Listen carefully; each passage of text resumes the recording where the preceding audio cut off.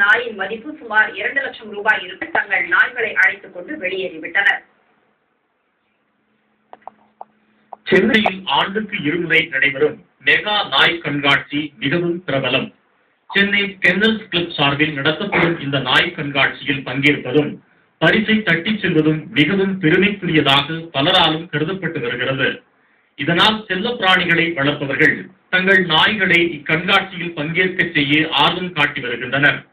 சென்னையில் கோலாகலமாக தொடங்கிய நாய் கண்காட்சியில் உற்சாகத்துடன் தங்கள் நாய்களை பங்கேற்க செய்தனர் நாய் பிரியர்கள். ஆளுயர நாய்கள், அழகு பொம்மை போன்ற நாய்கள் என விதவிதமாக 300க்கும் மேற்பட்ட நாய்கள் இக்கண்காட்சியில் வலம் வந்தன.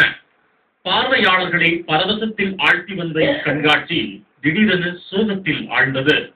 மைதானத்தை சுற்றி வந்து கொண்டிருந்த ராக் வீலர், ஜெர்மன் ஷெப்பர்ட் இனம் உட்பட 4 நாய்கள் சுருண்டு விழுந்து இறந்தன.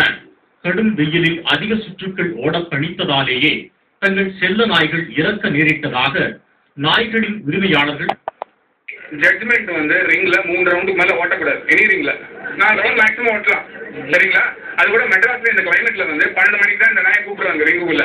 12 மணிக்கு கூப்பிட்டு 12 ரவுண்டு ஓட்ட வச்சிருக்கான். ஜட்ஜால ஓட முடியுமா 12 ரவுண்டு? முடியாது. யாருக்காவது ஹியூமனிட்டரி பேசஸ்ல அனிமல்ஸ்னா எல்லாருக்கும் பிடிக்கும். இது அன்பு காட்டணும், அன்பு காட்டுறனா இதுவான் ரொம்ப அன்பு, ரொம்ப குழந்தை மாதிரி குழந்தை. இது மாதிரி ஜரீனா வந்து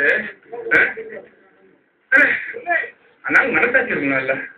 நாய்களின் திடீர் இறப்பால் அதிர்ச்சியடைந்த நாய்களின் உரிமையாளர்கள் ஆம்புலன்ஸ் போன்ற உள்கட்டமைப்பு வசதிகள் கூட இல்லாத நிலையில் போட்டியில் கலந்து கொள்ளப் போவதில்லை என்று போர்க்கொடி உயர்த்தினர். இங்க வந்து ஷோ நடக்கும் போது எல்லா ஃபெசிலிட்டியுமே இருக்கணும். பட் எந்த ஃபெசிலிட்டியுமே இல்லை. ஆனால் வந்து டாக்டர் வந்து ஃபர்ஸ்ட் எய்ட் பண்ணுறதுக்கு வந்து டாக்டர் இருந்தால் டாக்டருக்கு வந்து மெடிசன் இல்லை. அப்போ அந்த மாதிரி டாக்டர் என் பக்கத்தில் வச்சுக்கிட்டு இருக்கீங்க. பட் அவர் ஜட்ஜு. என்னோட டாக்டர் வந்து 5 ரவுண்டு டயர்ட் நான் இட்டு போயிட்டேன். அதுக்கப்புறம் ஒரு நியூக்ளியர் மாஸ்டர் செத்துது. அதுக்கப்புறம் ஒன்று பின்னாடி செத்துக்கிட்டே வருது. பட் ஏன் அந்த மாதிரி பண்ணுறாங்களா? செல்ல பிராணிகளை இவ்வாறு துன்புறுத்தும் வகையில் கண்காட்சிகளை நடத்துவது மிகவும் தவறானது என பிராணிகள் நல அமைப்புகள் இச்சம்பவத்திற்கு கண்டனம் தெரிவித்துள்ளன. இவ்வளோ ப்ரெஸ்டீஜியஸ் ஷோன்னு சொல்லிட்டு அதுல இவ்வளோ குரூவல்ட்டி நடக்கிறது, இவங்க பேசிக் ஃபெசிலிட்டிஸ் இல்லைன்னா அது கண்டிப்பா அது மாற்றணும், மைண்ட் செட்டே மாற்றணும். இப்போ இந்த இந்தியாவில் prevention of cruelty to animals act 1960 அடியில் அவங்கள செக்ஷன் 11ல் ப்ராசிக்யூட் பண்ணலாம், செக்ஷன் 12ல் ஆக்ஷன் எடுக்கலாம். ஆனால் இப்போ இந்தியாவில் போடுற ஃபைனு பெத்தட்டிக். 50 ரூபாய், 100 ரூபாய் மேக்ஸிமம், 3 months in jail.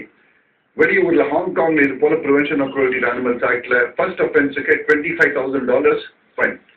வீட்டில் செல்லமாய் வளர்க்கும் தங்கள் செல்ல பிராணிகளை கண்ணுக்கு நேரே பறிகொடுப்பது பரிதாபமானதுதான்.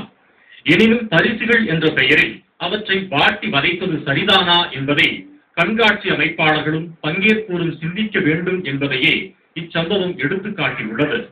கலைஞர் செய்திகள் தொலைக்காட்சிக்காக ரமேஷ், ராம்குமார் மற்றும் சங்கர்.